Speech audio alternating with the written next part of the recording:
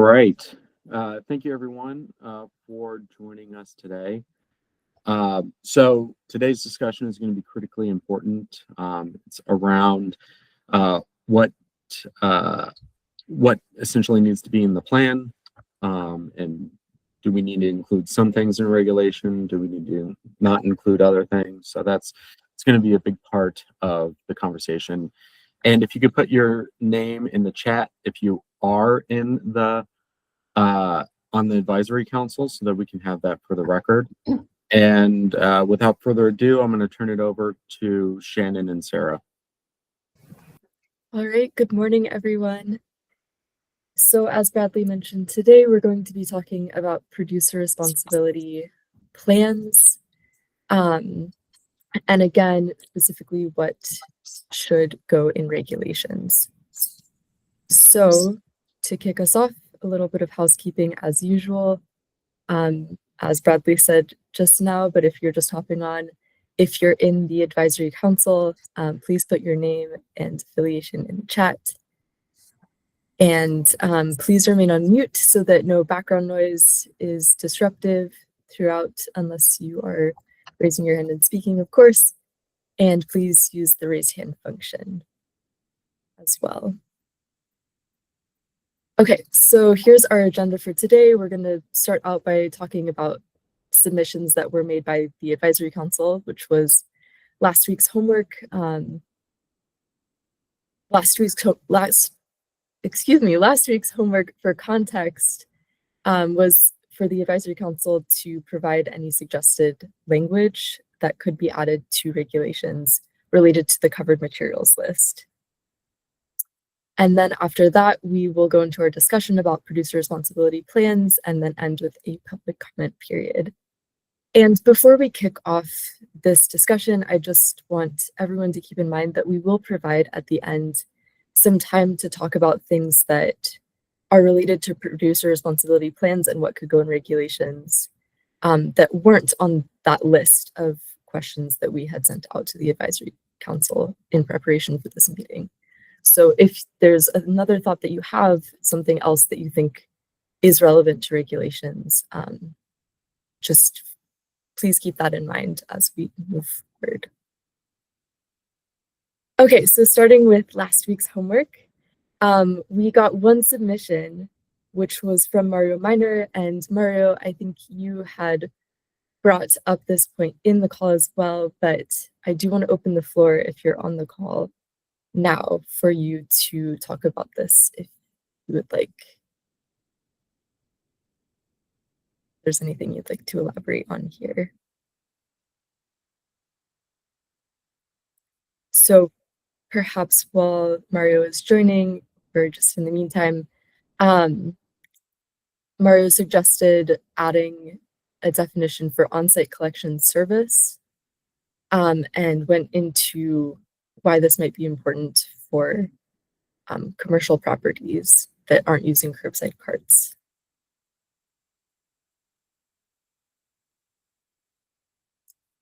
Okay, I'm going to move on.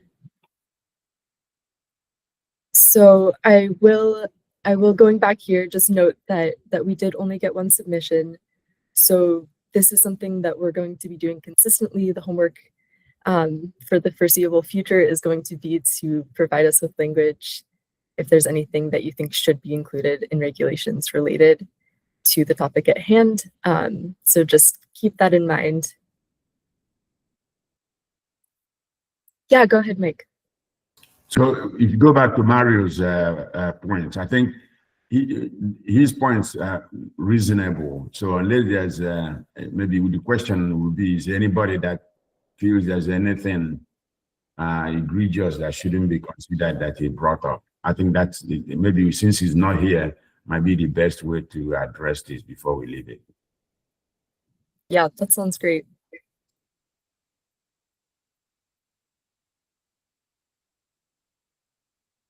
Eileen, go ahead. Thanks. I think what Mario has submitted is good. I would expand it beyond just commercial to multifamily, because multifamily properties are collected in the same manner often as commercial properties.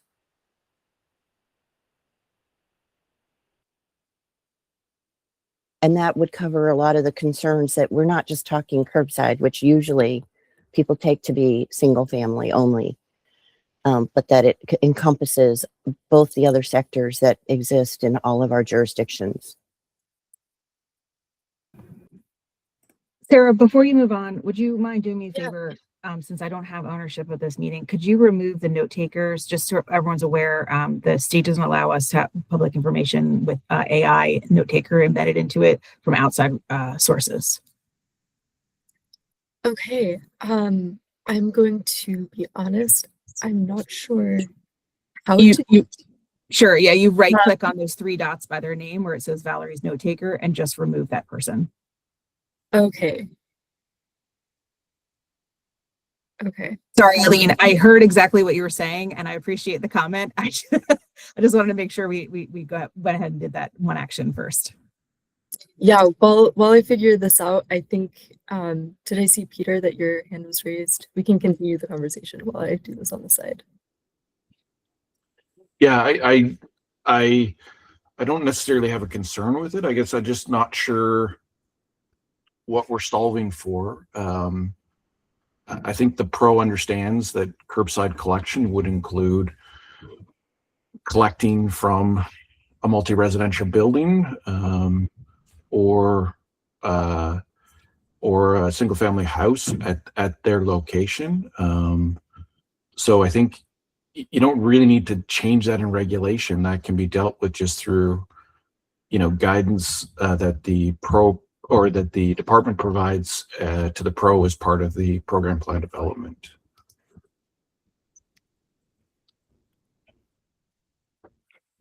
Okay, thanks for that feedback, Peter.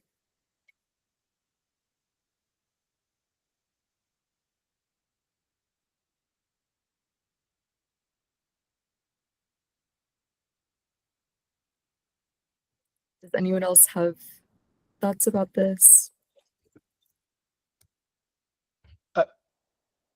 Yeah, go Sorry, ahead. I think some of us may have missed the first few minutes, so I'm trying to catch up to what we're doing. Yeah, no worries.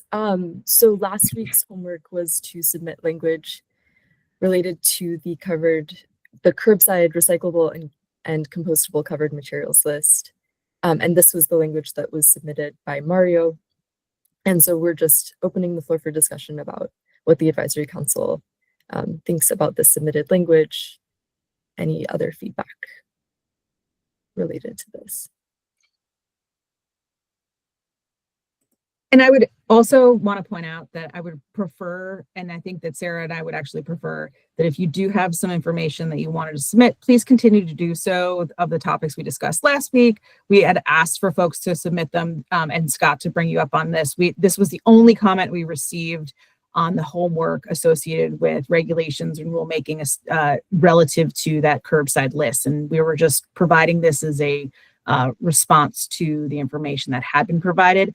Eileen, if you can provide that information in writing, that would be super beneficial. Same thing, Pete, please continue to provide some written responses, because then we have it as part of our records and we can appropriately respond or not respond depending on how the draft rule making associated with this comes out.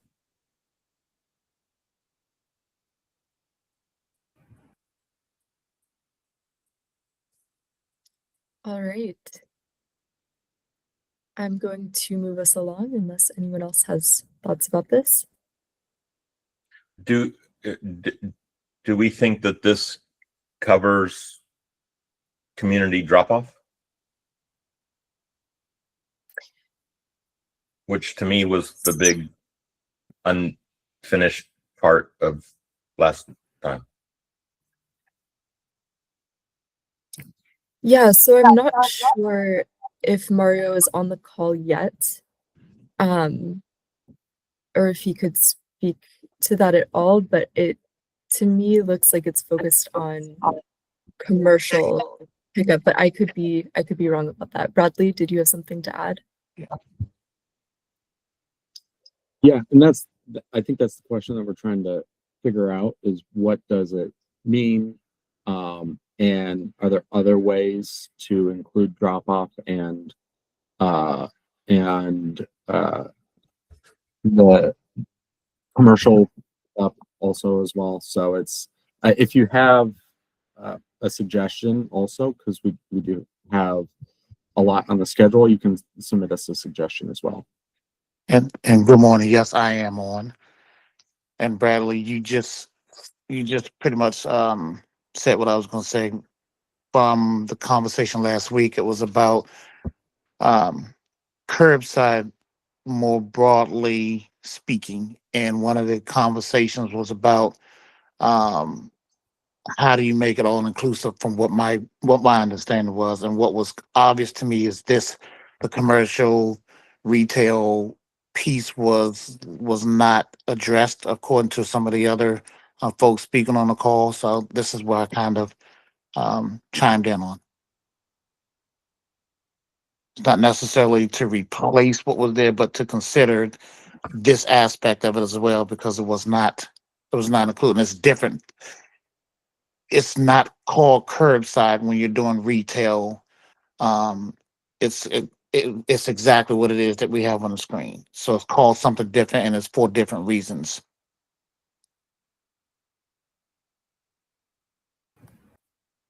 Good morning, Mario, and thank you so much for that clarification Of and course. for the submitted language. And I'll say that, okay. Sarah, I think we spent a lot of time talking about this last meeting, and I don't want to, reopen the same meeting as last, considering it's 8:43 now. We've got a lot to go over. So I think we should move on to the next topic.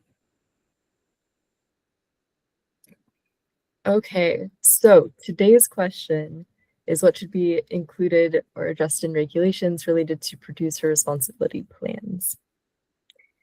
And so our first topic is the process of plan review and approval. And these questions were sent out to the advisory council, so I won't read them all in depth, but they're up here on the screen.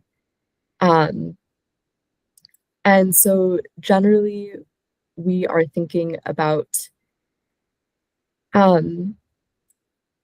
timelines, requirements for responses to feedback received.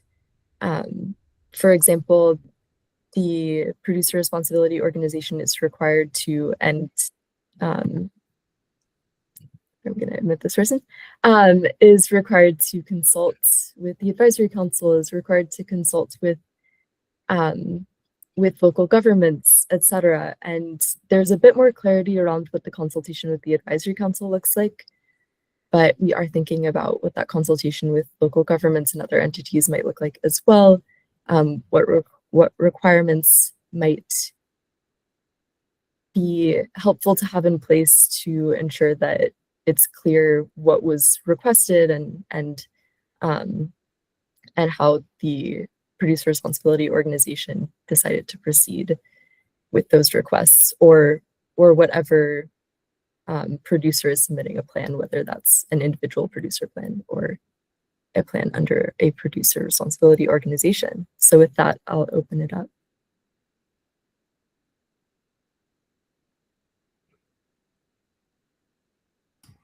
Yeah, go ahead, Peter. I guess a couple of things that sort of struck me as I went through the questions that were asked. So first is, it's not always clear exactly what the potential issue that is attempting to be solved is. So that would be helpful as we go through to understand a bit more detail around what is the nuisance potentially, or the issue that the department is concerned with. And I guess my other question is, like, regulation is one way to deal with things. It's a way to codify and make sure that things are clear. But it's not the only mechanism the department has at its hands to be able to address some of these issues. So I guess my other question is just simply, is the department looking at other options to address what they see as potential issues through other mechanisms? Because regs are more difficult to change, they take longer. So if you make a mistake, that has potentially big consequences. So I'm just concerned about codifying areas that may not need to be codified, or we may not know enough about to try to codify them beforehand. Yep. Pete, I'll speak on the bottom bullet there, just to address kind of one of the how you were approaching this. And I think that's what we're trying to understand is, should it be in rulemaking or should it be addressed in other mechanisms? And if there are external stakeholders that are part of the advisory council that would prefer certain things to be in rulemaking as opposed to it being in a guidance document or essentially a policy that the department has established through guidance. So that's what I think that we're trying to understand here, specifically on, like, so for example, this last bullet right here where it says to consult with the advisory council. Is this meeting enough of a time frame in which, you know, the plan is reviewed, and how is the responsibility and what are the mechanisms?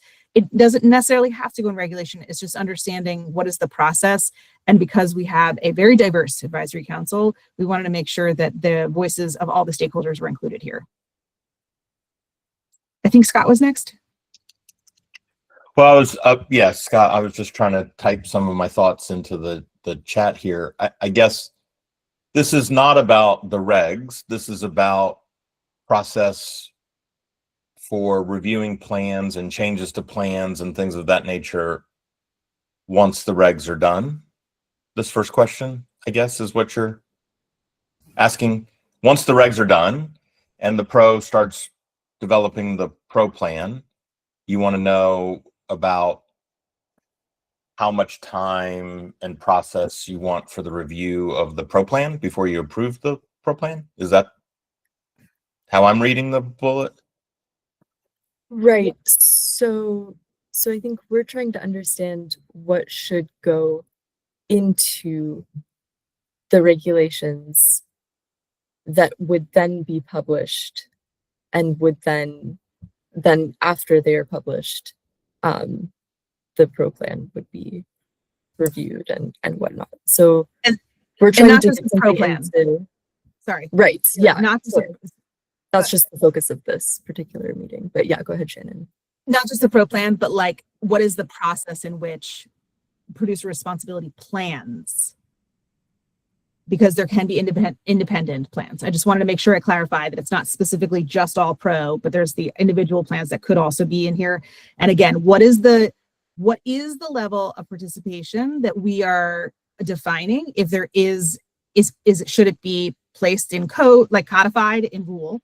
Should it be something that's a policy? Should it be under guidance? And those were the components we wanted to address with the advisory council, considering there are so many stakeholders here that if you're a producer, how much do you, and you are part of the producer responsibility plan, do you want to be involved in this process? Or if you were the, a service provider, do you want to be involved in the process? So just to make sure, should it be part of rulemaking? Should it be part of a policy through guidance?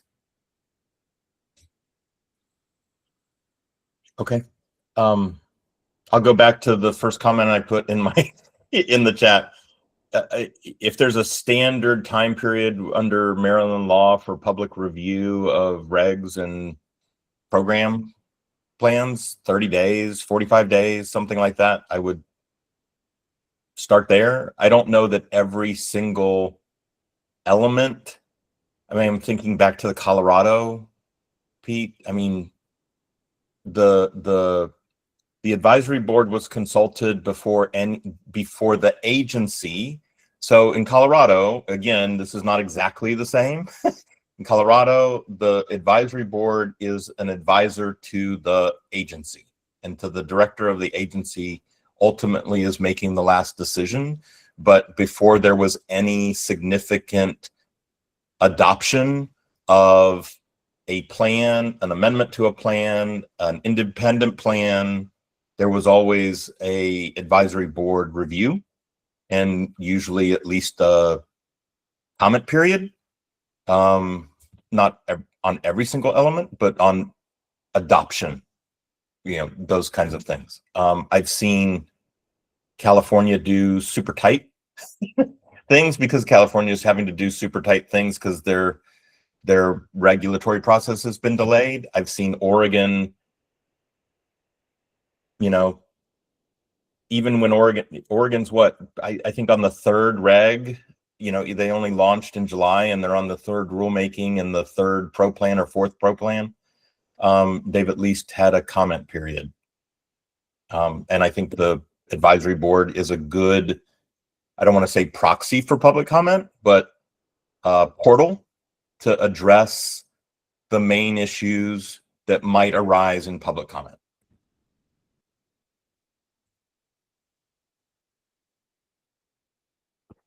And Scott, maybe I should clarify one thing. So the producer responsibility plan is not mandated to be reviewed by the public. But in 92505B1, there is a requirement that in 92505, I should say, B, there is a requirement that it will be the consultation with the advisory council and review. So I think that while there is a public comment period that is defined in regulations, this is not a regulatory review, it is a plan review. And so I think that's what we're just trying to figure out right here is that piece, just to give you that context. I understand, and I am far from a Maryland constitutional expert. I just think that the advisory board is some sort of proxy, not a precise proxy, but a viable element of public comment. And that I would err on the side of gaining, at least allowing some review or comment before you adopted that. I think not doing it is probably a recipe for trouble or grief, afterwards. But that's just my 2 cents, but use us. Okay, anyone else? If not, I'm going to move forward because we've got a lot Mike, today. Mike, Oh, go ahead. Mike? Sorry. Yeah. Thank you. And then Martha. All right, thanks. So I think one of the things, excuse me, one of the things that we really, for this phase, that we need to do is to really define what the current state is going to be. What the current state is. We don't have a clear definition. And by the way, MDE is still the gatekeeper, however you see it. And so we want to make sure we define something instead of asking people to suggest improvement that hasn't been defined already. So once we do that, the pro would have the responsibility to define all the other processes. I think my concern is that we're trying to do all this here when we know the pro has a responsibility that they will put things together and bring to us and bring to MDE. And that to me is a good way to address it. If you want to go forward, I think just define the current state, align on it, and then the pro collection protocol will be clear. I'm sure that Peter and others can articulate that. We don't need to do that for them, you see. And that's one thing that we need to be sensitive to. Let them, take the responsibility and provide things to us. Once you provide a guideline, and that's what we need to do for help MDE come up with that guideline, in my opinion. Go ahead, Martha. Okay, so I'm not an expert at all about what should go in regulations and what should be a guideline, but I want to speak to the second bullet. Should there be specific rules defining the process of review and approval of the advisory council recommendations? And this applies to plan review, and the plans are complex. There's going to be opinions of people on all the different elements. I'm concerned that we really need to have specific rules on the process of review in general for the advisory council. I'd like to see an opportunity for different points of views to come out and not just an up and down vote.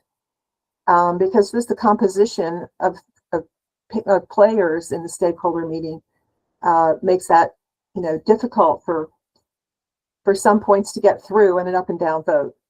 And I believe there was another state that had some good rules for that. And I'm sorry I didn't come prepared for that today. This would apply to the plan review, and it would apply to any other kind of review, including like the annual plans and all of that. Yeah, Martha, please, if you do find something from another state that sounds interesting to you, please feel free to send that our way. Pete? Yeah, I wonder if it might be helpful for the advisory committee for us to come back and present to show how consultation broadly and consultation with the advisory board has been dealt with in the other states to date, and that may help to inform potentially what what you may want to see in Maryland, or how it may need to be adjusted for Maryland. I would say that the process in Colorado was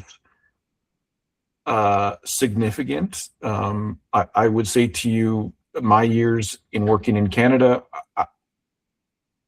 typically there were like 2 consultation sessions and not a lot of input from stakeholders. This was potentially larger than all of the consultation on all Canadian EPR programs combined for Colorado. It was a very helpful process.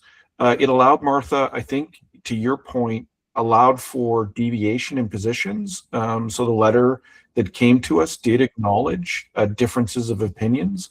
I think there was a lot of substantive changes that were made to the program plan based on the feedback that we received. So it was very helpful for us as the pro to sort of understand, the different sectors and information. And I think, to be honest with you, like that was a good example, to be honest, where the department came to us with a sort of approach on how this would be managed, and developed that and worked through with us that approach. And I think it was it was a very helpful process. So again, we can potentially come back and present to the advisory council on how that went through, or how that was done, if that's helpful. Thanks for that, Peter.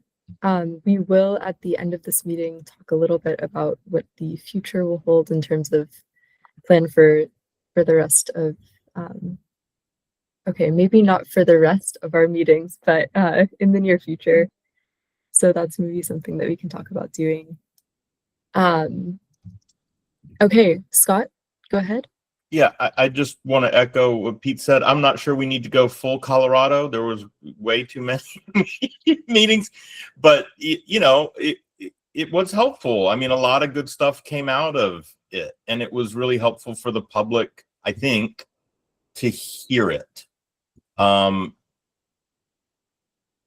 Yeah, I wouldn't want to replicate Colorado, but somewhere dialed back just a little bit would probably be good. Go ahead, Abigail. Thanks, Scott.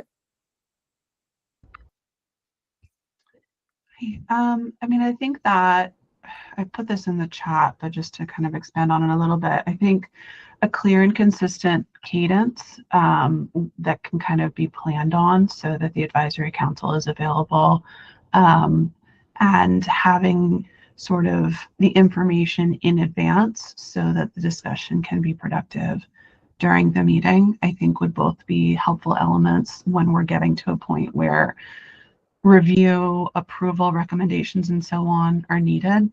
Whether that's sharing slides or materials in advance or whatever the case may be. And I mean, I agree with Martha that having kind of clear, this is where you get to opine, and perhaps when there's instances of differing opinions, even if it's a decision is still made, a place to register or have the information on the record related to any sort of differing perspectives, so that can be looked back to later if changes are found to be needed. I think those would be helpful. I do think that the Colorado model is intense and is going to be hard for MDE to keep up, let alone any of the rest of us engage in. But I do think that there is a level of transparency in the Minnesota process. They post a lot of the information, or I think that there is a way to find something that'll that'll work for this group more, whether it's like once we're fully in effect, it's every 2 months or every month initially, and then we can determine we need to scale back later or something like that. But having a date and a time that is consistent so that folks can put that aside, I think would be valuable for effective engagement. Okay, thank you, Abigail. And Chaz, I see that your hand is up. I think after you, Chaz, we're gonna move forward with things. And if anyone else from the advisory council has other thoughts about this, please feel free to either bring it up later during our discussion or shoot us some language. I would just go ahead, Chaz.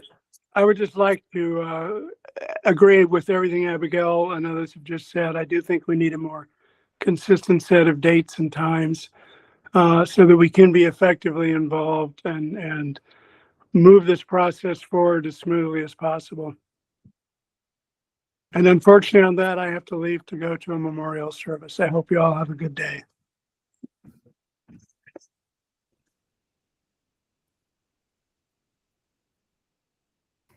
Okay, I'm going to move us along here. All right, moving on to plan content. So specifically focusing on education and outreach. We were just thinking about things like requirements regarding the materials that are provided by the producer responsibility organization. Is there any kind of criteria that needs to be specifically defined? What might go in regulations versus in a plan, et cetera, or guidance. And then once again, thinking about timelines for providing educational materials. And then the last point here is just kind of opening it up. So are there other requirements not related to educational materials, other plan components that might need regulations to support them?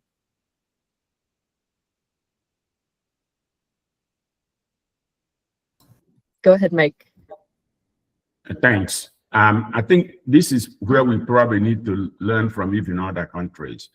When it comes to education, it's a critical aspect of this. If you're going to have a success in this EPR program, education is important. And that education and education materials, at least in other countries like France, CTO, which is the primary PRO for the country, has that responsibility.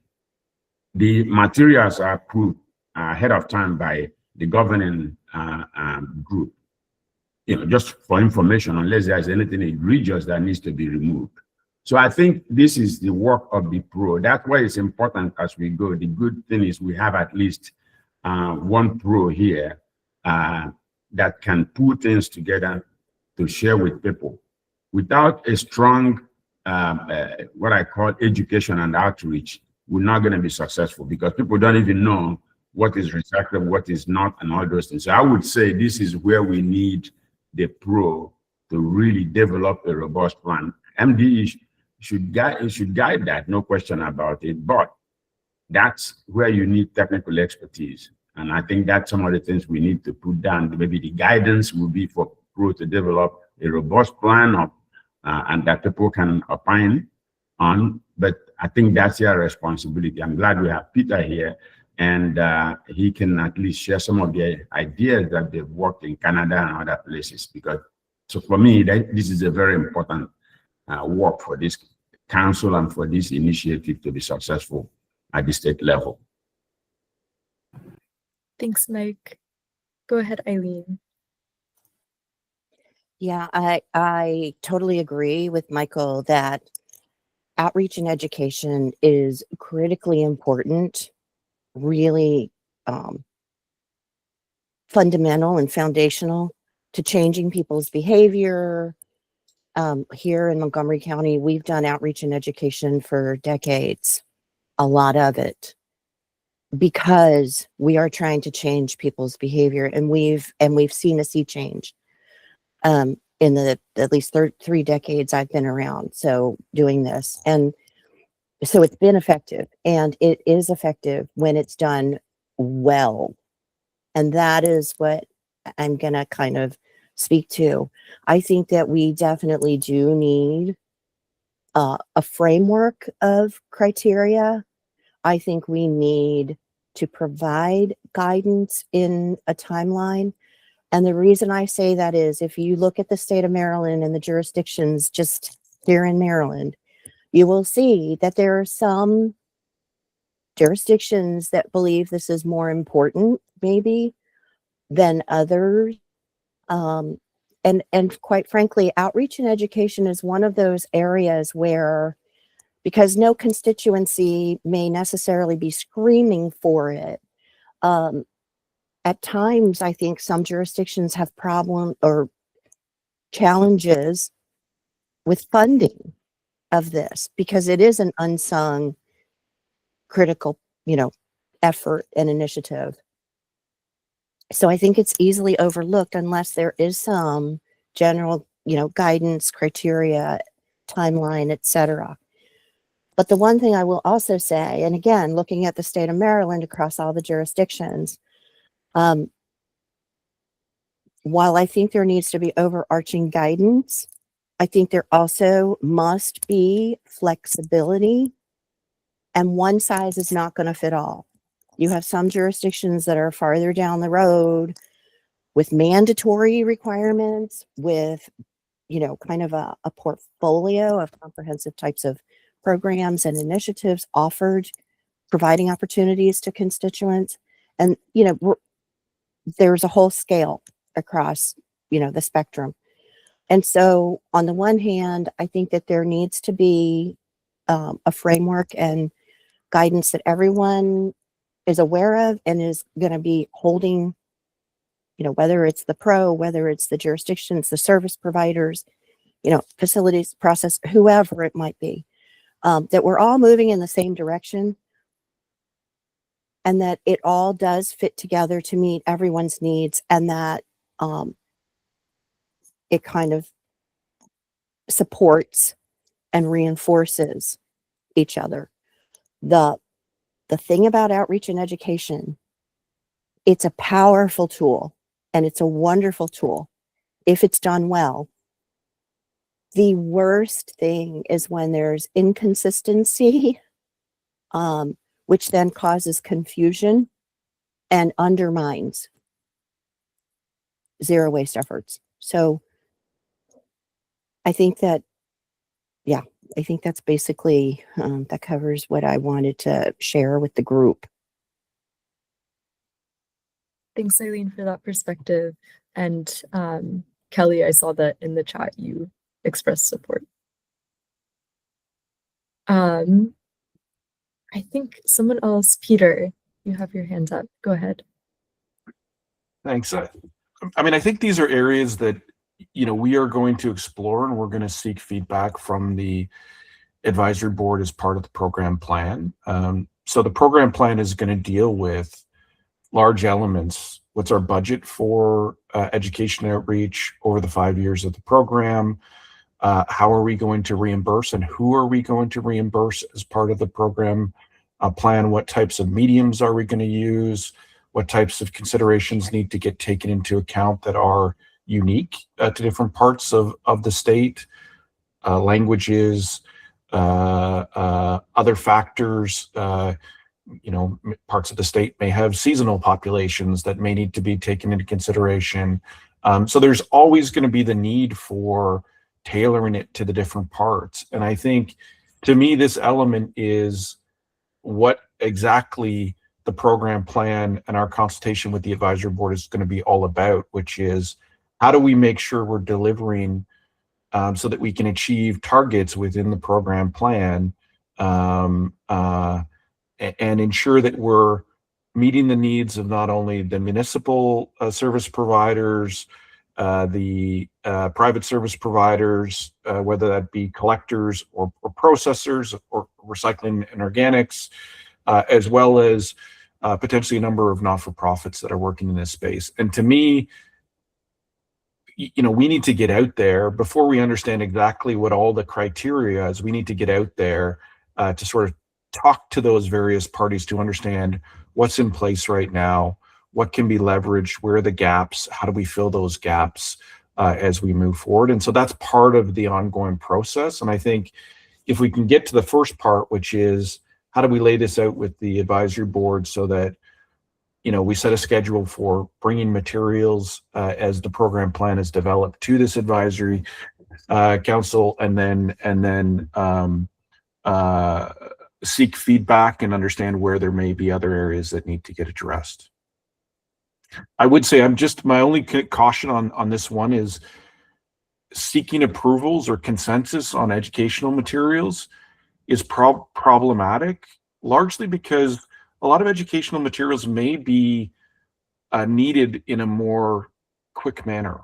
So we know already in some of the states that we're working in that issues come up. We're seeing large contamination associated with specific communities. And so there may need to be tailored education outreach that's done to address some of those issues. And so we work with the municipalities, with service providers, to make sure that we're getting the best information forward and then adjusting as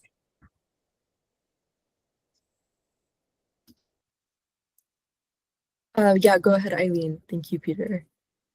Yeah, thanks, Peter. I think that's all really good information. And again, you know, I don't know. We don't have the answers. We're working as a group through these. And I think that, you know, sharing perspectives is just part of going into how we can move forward and try and get all of us and EPR in a better place, right? And I think that that's great, Peter. You know, and again, I don't have the answers. I'm not even sure. I just wanted to kind of raise certain issues.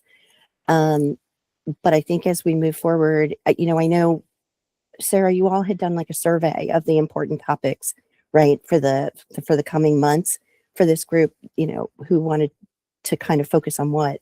For me, outreach and education was really high because it's an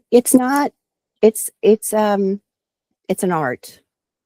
It's an art. It's not a science. And so you're exactly right, Peter. You know, we need to get the information people need at the time that they need it in order for them to change their, you know, absorb it, understand it, change their behavior. And then, you know, we all benefit from that. And so, yeah, while I was talking about, you know, I think we do need to kind of give a framework, but I think the framework, as we move forward on this, personally, I think the framework, I don't like leaving things to interpretation or chance.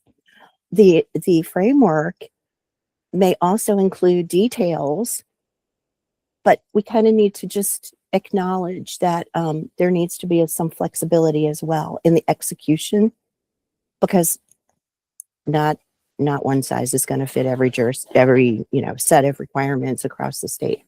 So yeah, but I think I'm hoping that Sarah and Shannon, this is one of those areas that this is just the start of a conversation, and we're going to be diving more into all of this.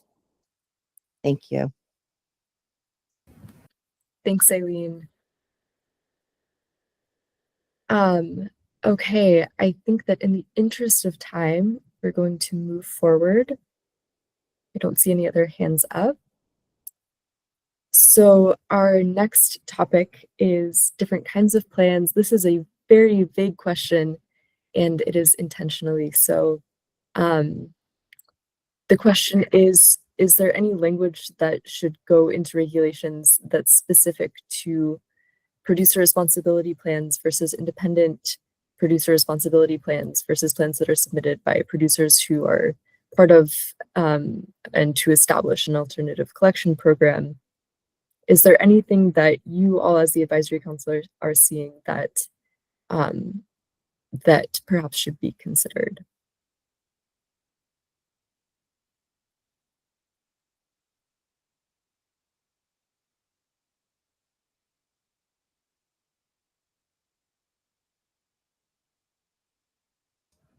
Yeah, go ahead, Scott.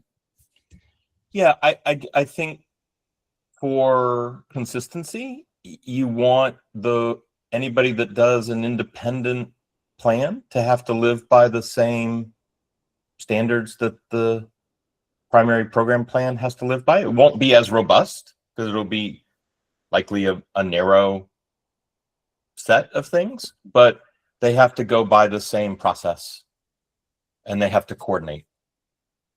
Those are, I think, the two minimum things that you should expect from an independent producer plan than from the primary plan. And just to, yeah, sorry, I just wanted to clarify. So one of the things that we were kind of alluding to here, but because it was so vague and broad, we just wanted to kind of touch upon it, was should there be some sort of defined process in which service providers, local governments are included in the languages specific to these plans to ensure that there is some sort of open dialogue that is somehow, like if MDE is not participating in the discussions with individual producer responsibility plans, like how is this documented to have kind of transparency? Because alluding to the fact that there are certain county requirements for in their solid waste master plans that require permitting and inclusion and whatnot. So we wanted to kind of touch upon that a little bit vaguely, but also to indicate that there are specific requirements that each county must have and maintain, and kind of what is that transparency in both the producer responsibility plans, independent producer responsibility plans, and alternative collection. Like outside of packaging and paper products, when we consider textile management, all of the bins that are set up throughout the county, how are those being reported or managed by within county solid waste master plans? So that's kind of, again, outside of the discussion we're having right now, but to give as a reference. Shannon, I think I understand. I wouldn't even put such a limit. I don't want to put the frame on it just for counties and service providers. Any other stakeholder that's important to the plan needs an opportunity to opine on it just as equally. I understand the county rules and that there's a bunch of folks on the advisory council from the county perspective that are really focused on the county perspective, but every other stakeholder in the process is going to need a chance to, look at it, see it, and review it. I'm just saying that I think as a baseline, since it was a broad question, the baseline is an independent producer plan should have to live by all of the same steps that the primary PRO plan has to live by. And then that would include engagement with counties, engagement with stakeholders, engagement with, in an independent producer plan, the typical curbside service provider is not going to likely be involved because it's going to be a take back to retail, or it's going to be a take back, it's going to be more likely to be a closed loop system that operates independently of the curbside system that CAA's got to help manage, right? So anyhow, we went through it in Colorado. We made sure that the LPMA plan had to go through the same sets of hurdles that the CAA plan had to go through, and that those two had to coordinate.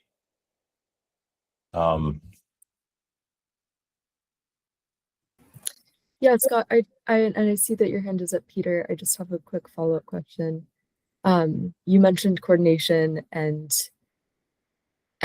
I am thinking about the interaction between alternative collection programs and the producer responsibility organization.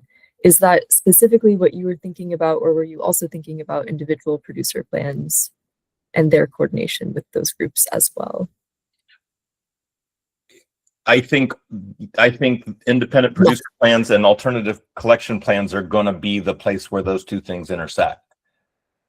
There may be the CAA pro may have some ideas for alternative collection within their plan, sure, but if an independent producer is going to come forward, again, we have a few examples.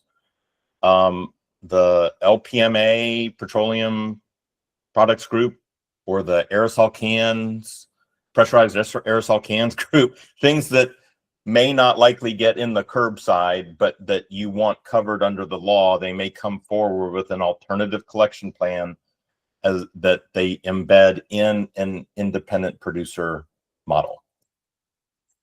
So yes, but Thanks, Scott. Yeah, go ahead, Peter. So I will say this is a pretty large discussion item, and I think to some degree, I think I still have some questions around what's in the legislation and how it's meant to work. So I mean, I'll start with that context. I think much of what Scott said I agree with. I would say I think the unique thing with Maryland as we move forward is reuse systems, and is there a different type of evaluation that's done for, like, you could have a fully closed loop reuse system that may not fit under this at all, and is that evaluated differently? Do they have to have statewide collection if it's a reuse system that's confined to a stadium or whatever that might be, right? Like I just want to make sure that we're practically thinking through some of those types of examples where very much the pro may not be touching or seeing those materials in any way, shape, or form.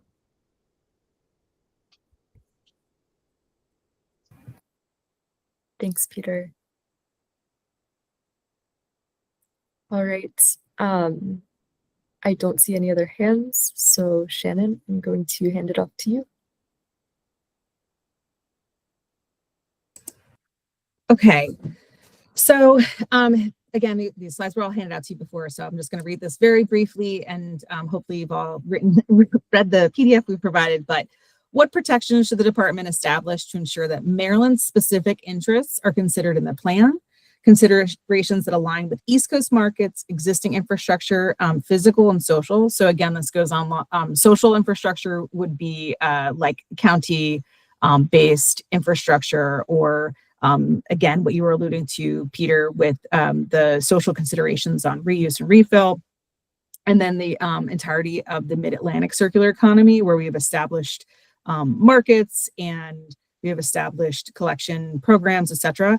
And should there be specific language related to the producer responsibility organizations' responsibilities as they pertain to their oversight? So should there be something along the lines and rules and regulations as to how the pro must report certain things on that circularity?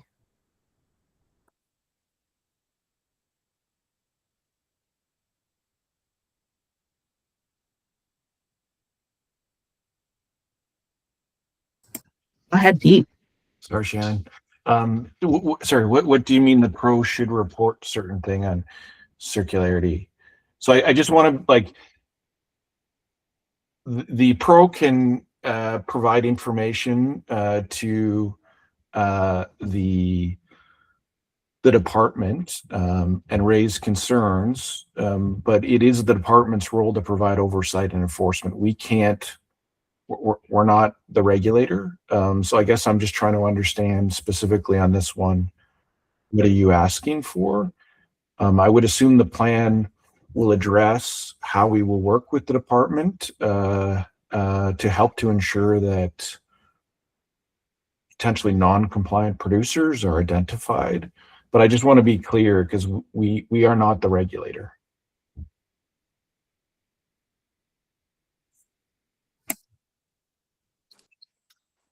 I'm going to let the other folks, before I respond to that, Pete, I'm going to let the other folks who raise their hands kind of talk. Go ahead, Abigail.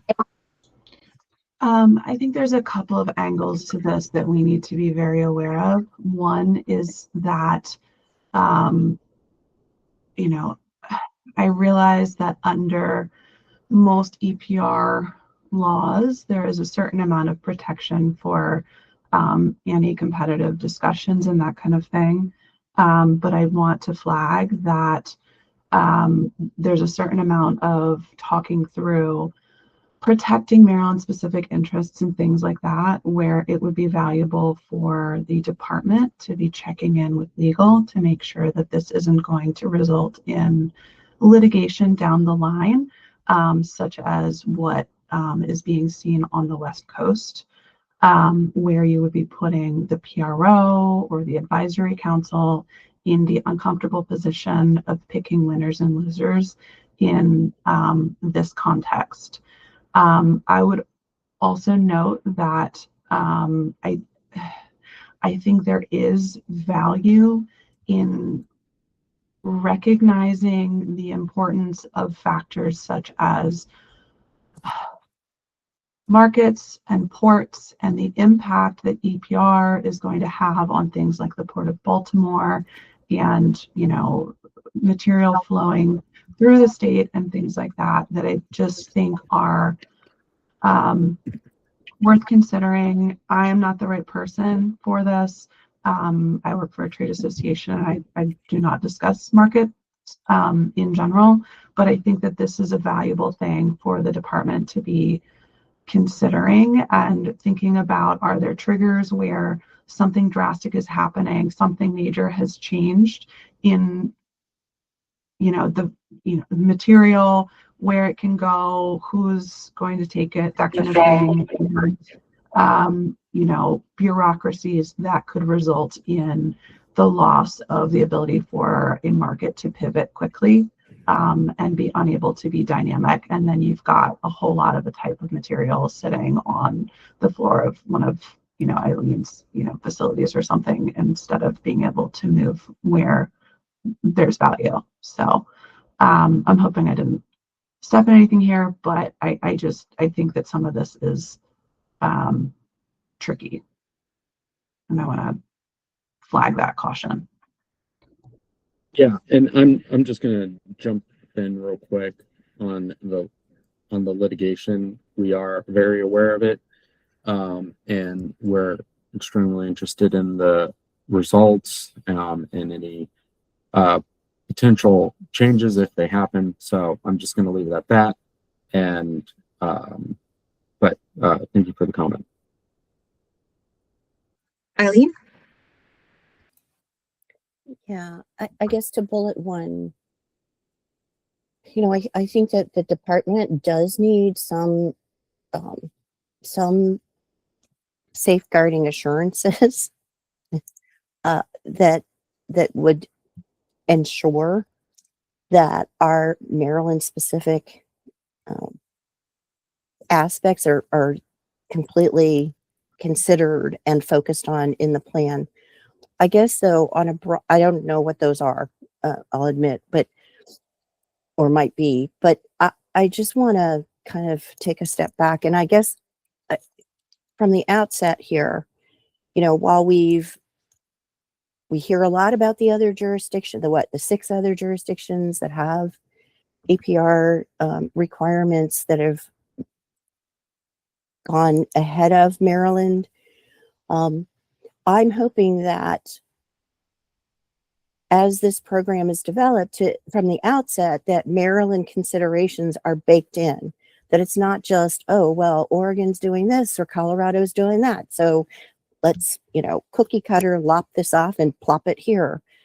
I think that part of this EPR Council's job is to ensure that as this program is developed, that we're baking in Maryland-centric aspects to tailor the Maryland requirements to the situations and conditions and circumstances we have here at hand.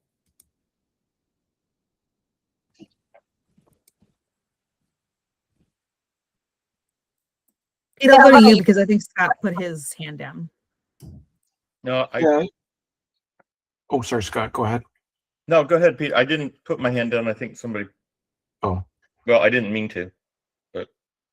I was just going to say, Eileen, so I take the point we do use examples from other jurisdictions, and I don't mean that in a way to say that we just simply take what's from another jurisdiction and plop it in. I think the whole legislation is based on us taking into consideration what is actually happening in Maryland, understanding what the dynamics are. We want to build the system off of the strengths and identify gaps to address where there may be issues.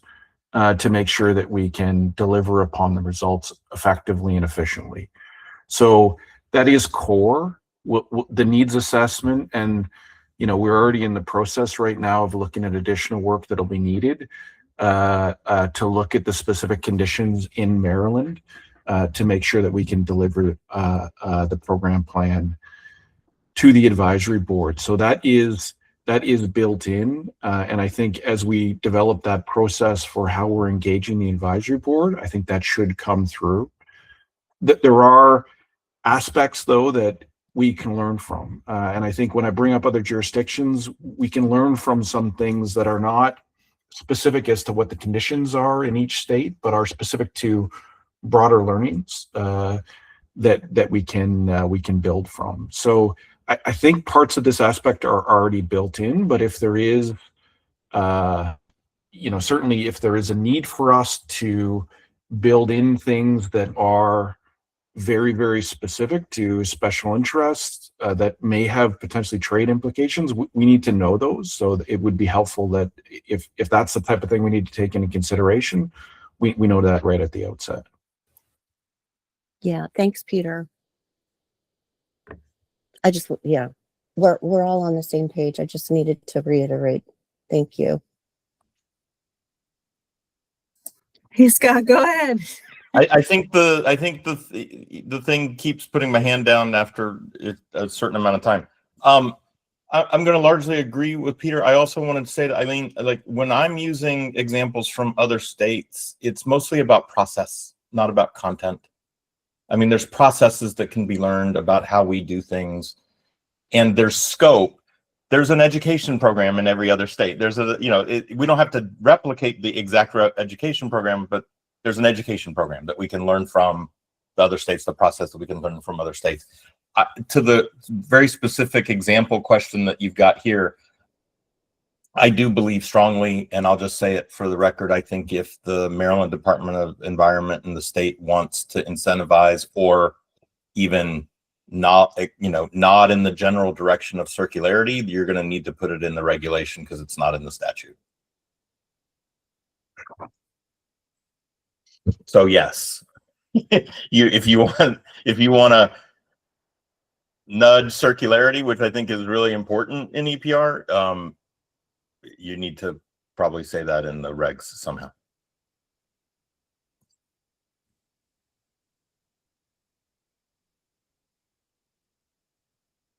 I don't think, Brad, sorry.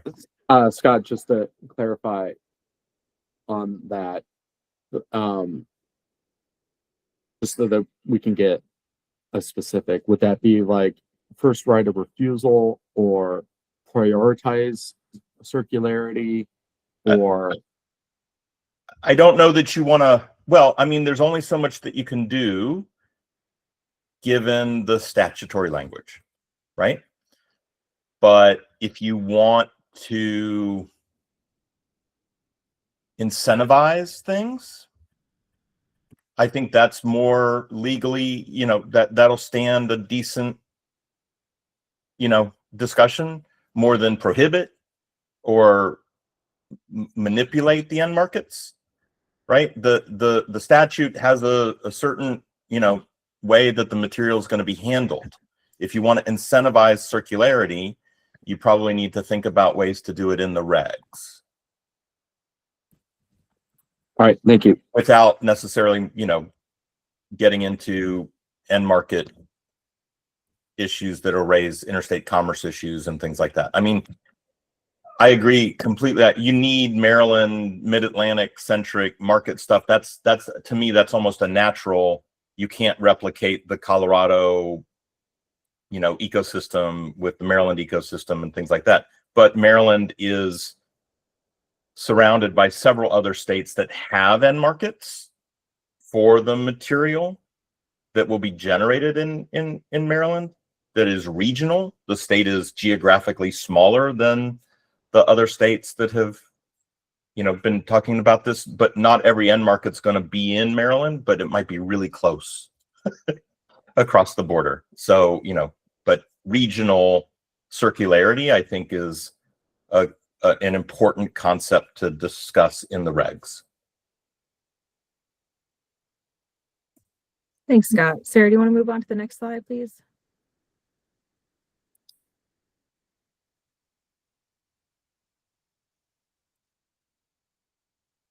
So we wanted to share these. Some of these terms are defined in the statute, and some of them could be additional terms, and we wanted to provide an opportunity for those. And again, this doesn't have to be, I should say, this would be best supplied in written comments because there are a lot of words that would be provided here, but specifically on waste reduction and its relationship to source reduction, high recycled content and low recycled content are brought up in the statute, the minimum recyclable or compostable list and its clarifying terms, and then any responsible end markets with clarifying terms. Should there be additional clarifying terms or information based off of certain definitions, and should there be additional terms that support these individual definitions defined in statute?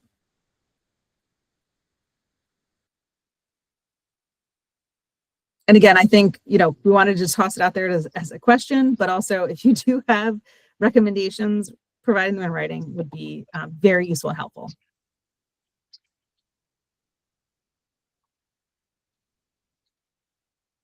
Yeah, Chris, just to answer your question, we last meeting had provided, a request if you could provide it before the next meeting. And so we'll have that again at the end of this slide. We'll identify that. Gotcha. Thank you, Shannon. Yeah, absolutely. Pete? I was just going to mention, just so people are aware, we are in the midst of starting a process to develop a standard for responsible end markets, because we need this for Oregon, Colorado, and California. And so that process, I'm not sure if it's started or it's starting in the next month, but that will include a number of public consultation periods as well to get feedback on that, because it is a gap. There isn't really anything in place right now. And we are including in that sort of the regular consultation setup where there's got to be regulators that are included, public interest, industry, the usual sort of standard development process.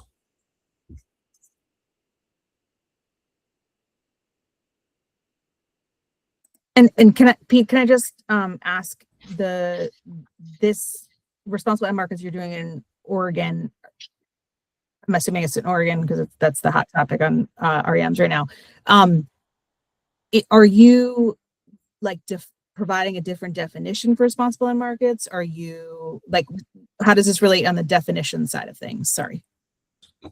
Well, I guess the issue right now is this is being required in multiple states. And so there's a need for a standard a process for this. If we have every state with different standards that are in place for what is considered a responsible end market, there's a very good chance that a whole bunch of these end markets may not want to actually participate if they've got enough material coming from other sources.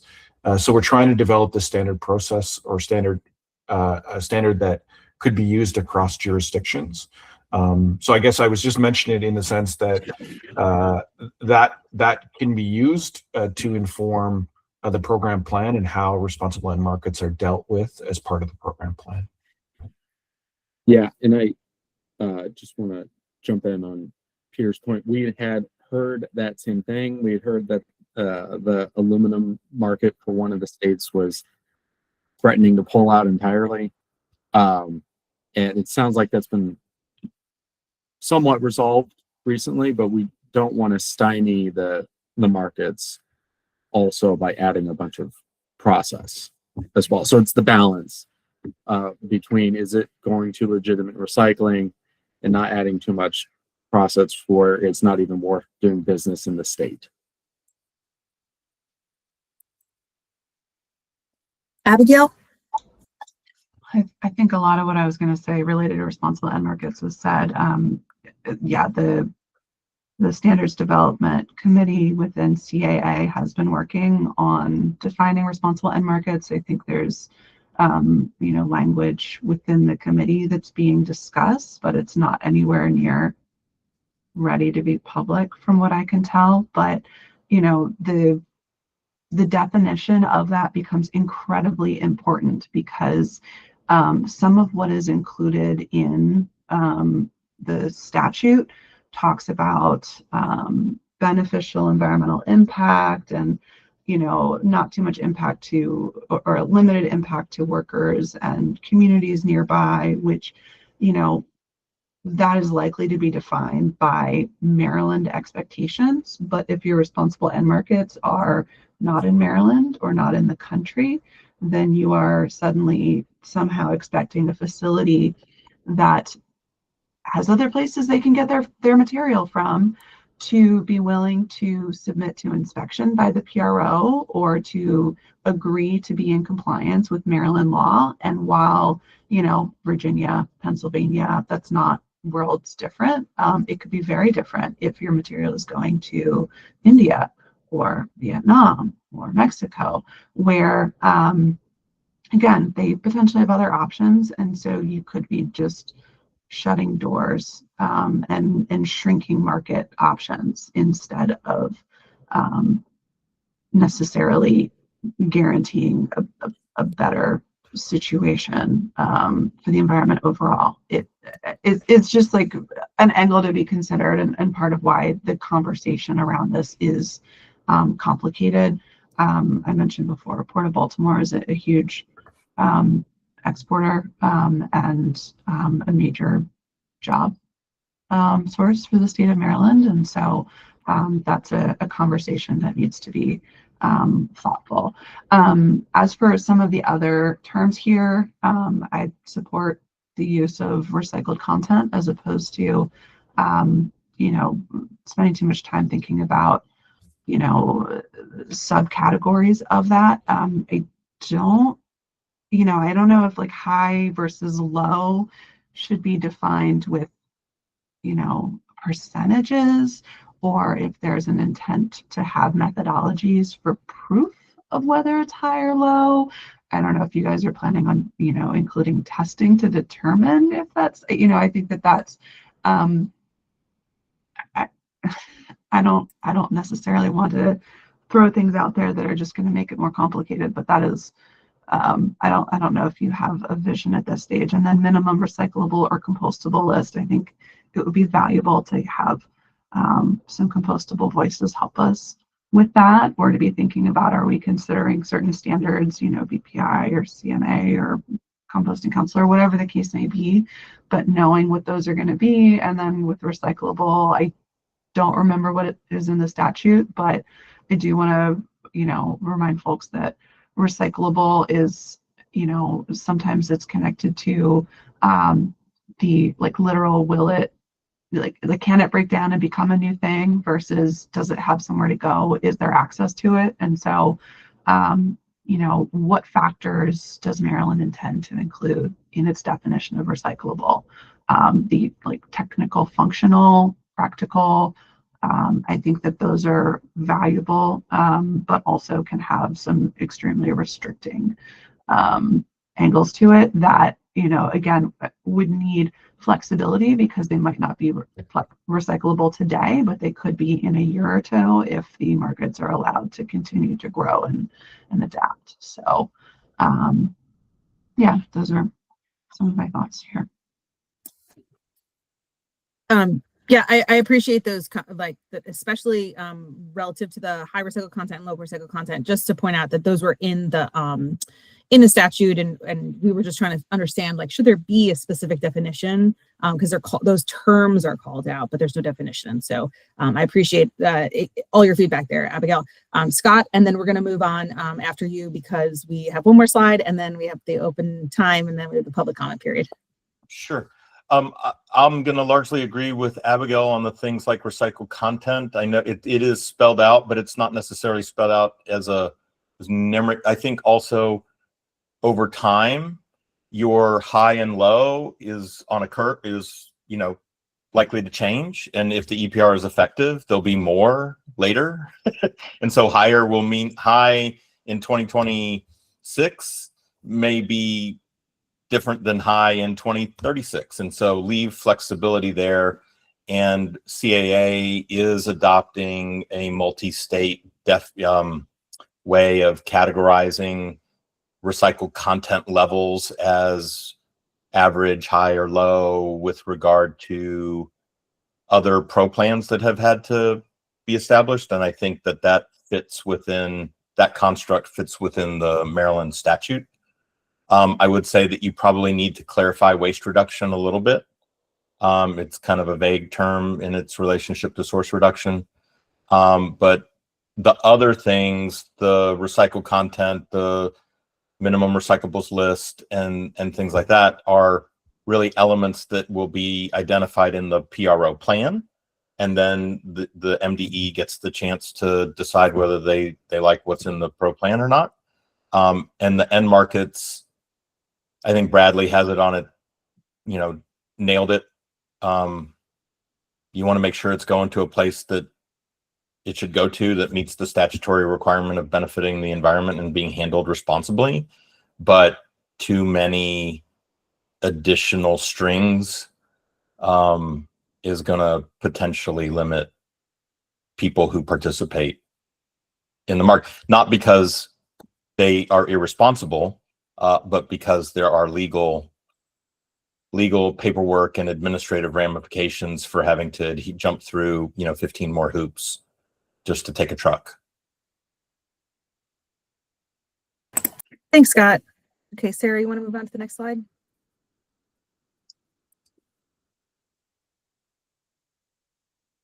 Okay, so within the 92505, there were specific performance standards and goals and metrics that were included.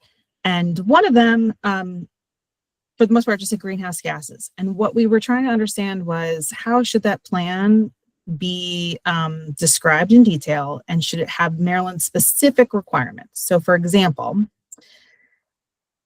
scope 1 through 3 emissions, how they relate to Maryland, greenhouse gas reduction goals are set. Are they specific to emissions here versus global considerations? And then how should those standards be identified, if at all, in regulation for 925 C13? Go ahead, Mike. You are muted. Thanks, Shannon. This is, I want to chime in here because this is where we need to adhere to established standards, technical language or standards.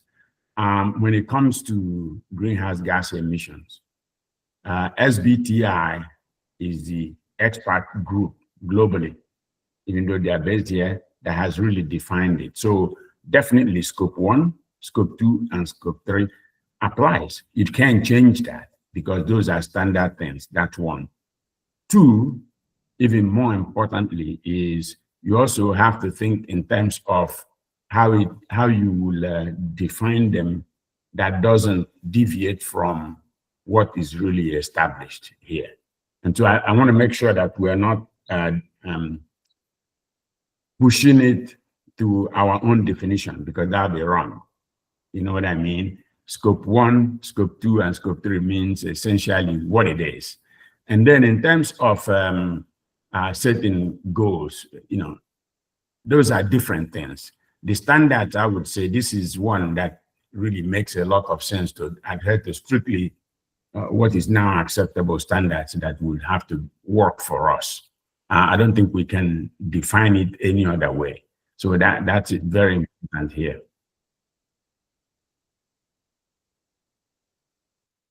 Sarah, I'm just going to take over, Pete, just to give me one quick second. I just want to show the specific statute where this is coming from, just to illustrate where I was calling out this. It's the right screen, hopefully. And I can make this a little bit bigger. So in 92505, right here, it requires achievement of certain performance goals. And within here, it has recycling rates, composting rates, which those are typical rates that we can assess, you know, and have very distinct rates that can be applied based off of the need study, and existing information, et cetera. On the greenhouse gas reduction goals, Maryland has really been focused on this on our Climate Solutions Now Act. And what we were trying to understand here specifically is when these plans address greenhouse gas reduction goals, are they specific to Maryland's, and how do they align with Maryland's Climate Solutions Now Act, and also global greenhouse gas reductions because of those, how can we reduce transportation and overall materials management, et cetera, et cetera. So I just wanted to point that out. I'm going to stop presenting. Sarah, I think I can quit the presenter and you can go back to the other one, if that's okay. And Pete, you're next. I was just going to say that this is probably a good discussion for part of the program plan, in the sense that this will require potentially, depending on how it's done, a significant amount of reporting.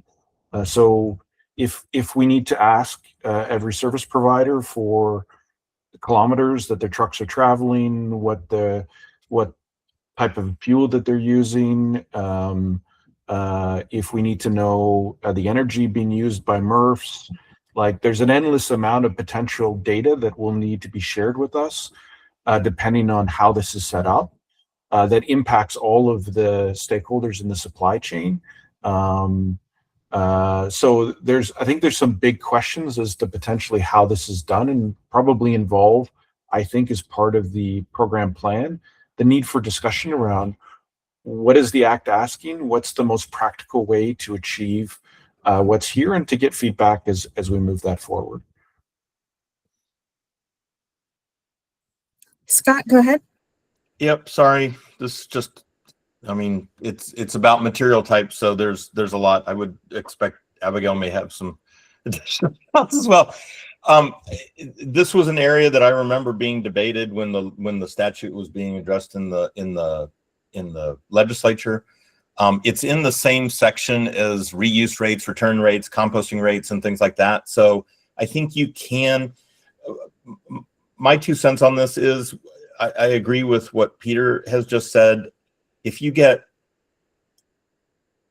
too specific, it's going to be a lot of data, right? And I would say my recommendation is don't create different greenhouse gas state rules for packaging than your other state, Maryland state greenhouse gas regulations. It's kind of like the toxics discussion in some other states, where it's like there's a toxics law, and then there's people that want to create another toxics law under the packaging law. And I think you're better off if you try to blend those and keep it really high level and try to address it in the PRO plan, similar to reuse rates, return rates, compost, big picture 30,000 foot level rates, without too much extra. Like to what Michael said, there is a well-established international protocol for reporting these things, and trying to create a new parallel path on that's going to be complicated and costly. Thanks, Scott. And I'll just also point out right here, one of the questions we're asking is, should these rates on the second bullet, should these the goals that are defined here with rates, should they be codified in rule, so that they would be also the same, like mandate the same for an individual producer responsibility plan as well. Go ahead, Martha. Yeah, thanks. I have to leave for another meeting in about 2 minutes. My reaction here, well, I have a question about whether one can put in regulation additional metrics that aren't in statute, but that answer issues of legislative intent. I mean, there's a bunch of stuff on legislative intent here, and I don't know how they're being reflected in the plans. For example, reducing plastic waste, that's explicitly in the statement of legislative intent. reducing the toxicity of packaging. Just to give you a couple, also redesign. Are there measurements that can be introduced, or requirements to report on certain things that can be introduced in statute to match some of these requirements for the plans that would answer some of the legislative intent that didn't get explicitly mentioned in the statute? That's my question. Sorry, I can't stay.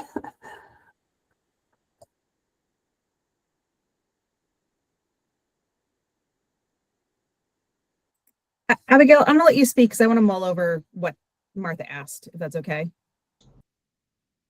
Sure.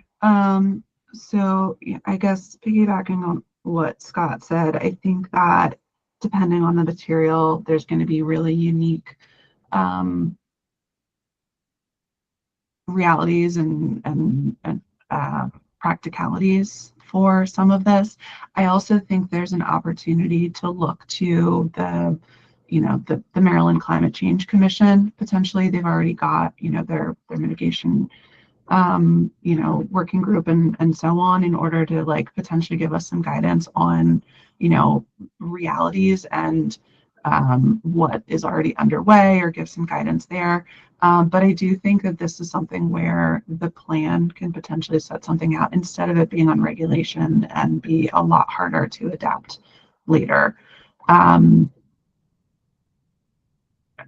I just think that some aspects of this are going to have to be really nuanced depending. And I think that the part that maybe we're not thinking about when it comes to greenhouse gas emissions or carbon emissions and some of these good things is part of the point of this program is to create new infrastructure and to create new systems to support improved recycling and improved systems. So that's transportation emissions and a bunch of other things that don't exist now, but are going to intentionally come into the fore as a direct result of this legislation, potentially. And so we don't know what that's going to look like necessarily. We don't necessarily have the measurements for how it's going to function. And so having that in regulation, when I'm pretty sure the needs assessment didn't cover that, could be setting ourselves up for some big problems down the line based on lack of info now.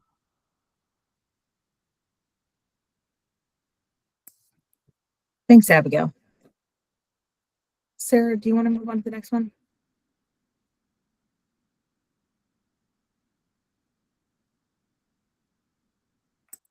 So we wanted to open up the floor to anyone on the advisory council if they felt like there was any potential analysis that the department should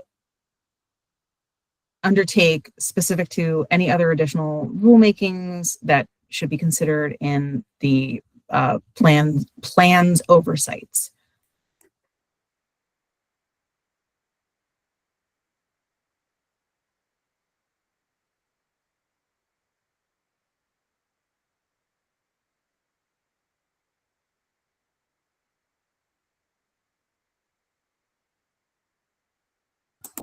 Okay, seeing none, Sarah, I think we can move on to the next slide.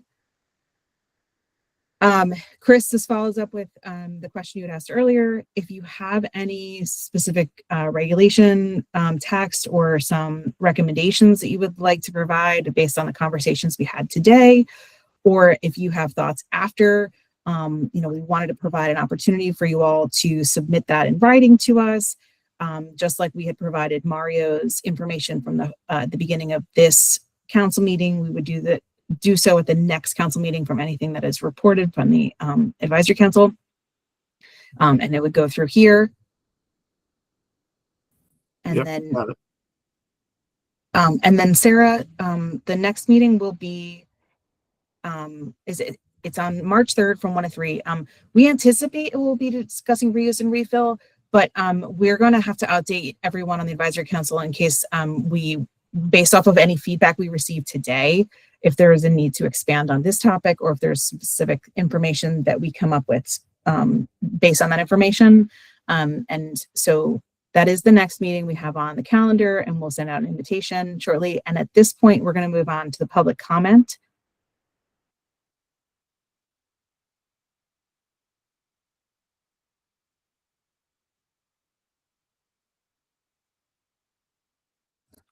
Go ahead, Robbie.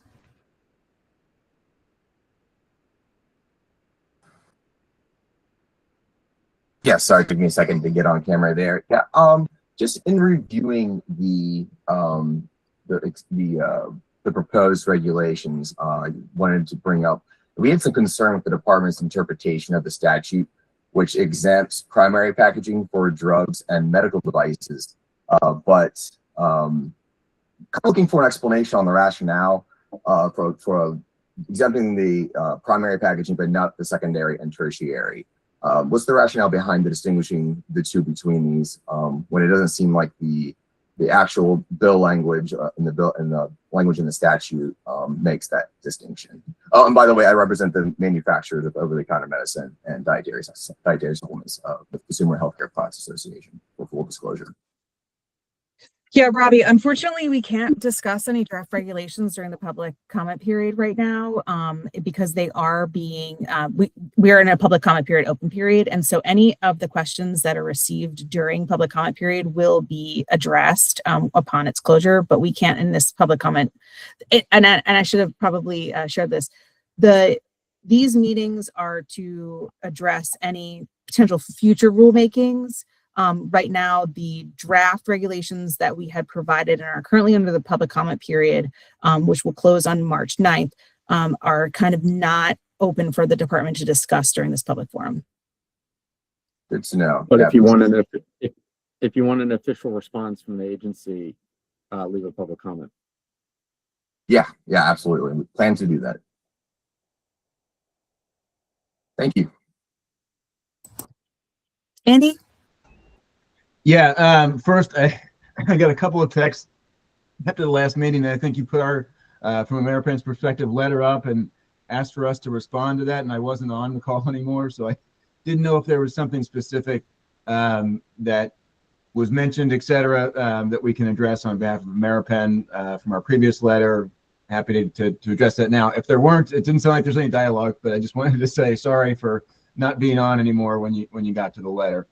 But beyond that, did want to just kind of note, as was discussed today, relative to the relationship between source reduction and waste reduction. We did have a lot of dialogue during the legislative process relative to that. I know there may be sort of a knee-jerk reaction to just look at source reduction, similar to what California is doing. Certainly within the context of working on the legislation last year and going back to when Delegate, now Comptroller Learman, was working on the bill, we did talk a lot about waste reduction involving simply reducing the amount of packaging materials that go to landfill. And so would encourage that to be part of the dialogue relative to what's required, obviously, of the Producer Responsibility Organization, and including that element in their plan and their performance goal area. But just wanted to provide some of that context, and we think it's important that it's more inclusive than just simply reducing the source of packaging or simply packaging source reduction. So I'll offer that as a comment, and again, apologize for not being on the line anymore when you apparently called on me. So thank you.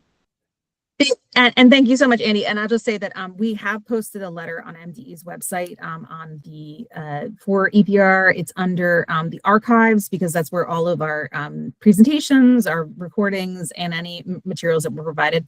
So definitely appreciate the feedback that you provided through written response. Again, looking for the similar feedbacks along the discussion on the responsibility plans, and again from the previous meeting on curbside. So thank you so much for that, Andy. Kelly? Okay, good morning, everyone. Apologies for not being on camera. I'm apparently just sick forever now, still recovering. My name is Kelly Memphis. I'm with the Healthcare Distribution Alliance. We're the trade association for the nation's wholesale pharmaceutical distributors. I appreciate your comment earlier about that. This is for future rulemaking and not current.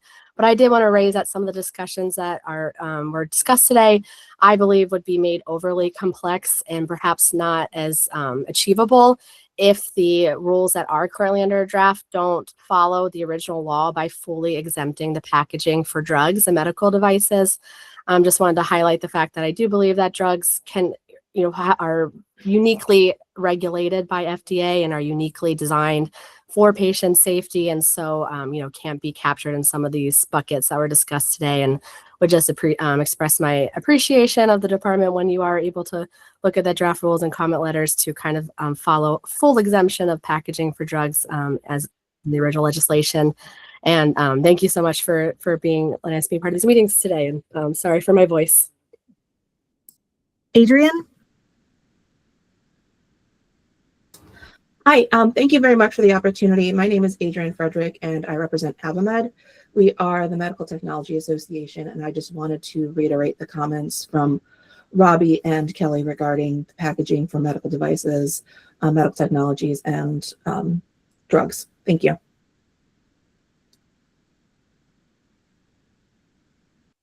And to iterate that unless it's received during the public comment period and as a written, that is the obligation to the state to provide responses to that. So that is under the, not through this public comment forum, but through the public comment process. Andrew? Hello, Andrew Zirkle on behalf of the Maryland Tech Council. Just want to reiterate some of the previous comments made about maintaining the unconditional exemption for medical device packaging and drug packaging. Would definitely like to see the original legislative intent honored and to see that exemption maintained for all of those categories. Thank you.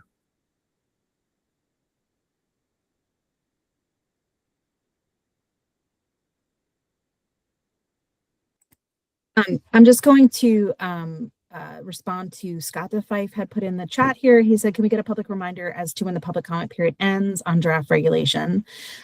We actually, in this particular slide, provided a link within the embedded document, which the PDF will go up online shortly after this meeting concludes, which will have that link in there as a reminder.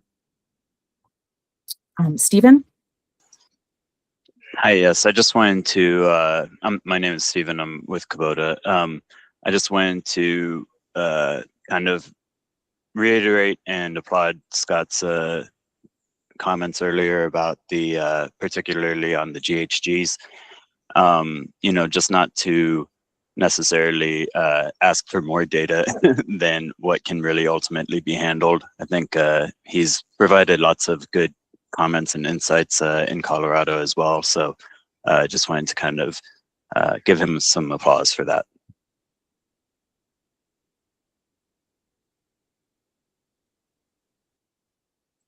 Thank you so much. Is there any other public comments?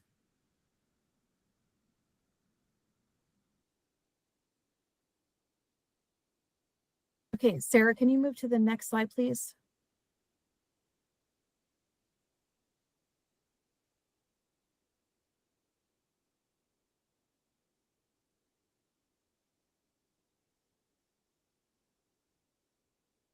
Oh, okay. I will share that very briefly for everyone. Just to indicate, Scott had asked, will there be an opportunity to, when that is? And right here's the link. In case anybody needs that assisted, it does close on March 9th, and it does describe how to let everyone know. And again, this is all on our public websites, and it'll be available in a PDF. MD's website may be down. Okay, if it is, I apologize. Some of the information was sent though for a large majority of the individuals when the original notice of publication came out. We have since had a couple folks add to our email list, and so at the next update, hopefully that will all be available. The MD website, however, the Maryland Register is where the draft regulations are actually housed. The proposed guidance document is on MDE's website, and feel free to look at that information. And with that, we will conclude today's meeting. We appreciate everybody's information in here. Oh, I'm so sorry. Tony, would you like to speak?